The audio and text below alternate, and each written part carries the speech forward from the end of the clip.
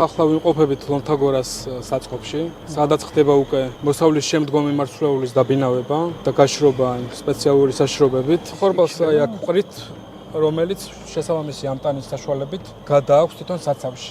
ყოველ დღე ერთი და იგივე ტემპერატურაა, რადგან ტენიანობა და მარცვლეულმა სიჯანსაღი არ დაკარგოს. ჩვენ მიწაზე, ჩვენივე აგრონომების დახმარებით, მოყავს ხარისხიანი და სანდო ნედლეული, ასე ვთქვათ, და ამ ლომთაგორას უკვე წლებია ამაში გამოცდილება აქვს. ჩვენ უფრო გაგვიმარტივდა ამ გადაწყვეტილების მიღება და დავაარსეთ შეპესი აგროჰოლდინგ ლომთაგორა, რომლის ბრენდული სახელი იქნება ვარგი. და ლომთაგორასგან მიღებულ პროდუქტს უკვე წისქვილის მეშვეობით ხორბლის და სიმინდის ქვილი გვექნება. ასევე გვექნება უკვე მზესუმზირის დათესვა მოხდა წელს და პირველი მოსავალი გქონდა, მზესუმზირა, ლობიო, მუხუდო. ანუ ყველაფერი ქართული იქნება, ჩვენივე მიწაზე იქნება მოყვანილი, რომლის უკვე მომხმარებელთან მიწოდებას ჩვენ უზრუნველყოფთ და ჩვენ ვიქნებით ის შუარგოლი. და ცეხვილის მუღამი, ასე ვთქვათ, არის ის, რომ კანთან ერთად იფქვება, ხო, და მთელი სასარგებლო ნივთიერებები მასთან ერთად არის.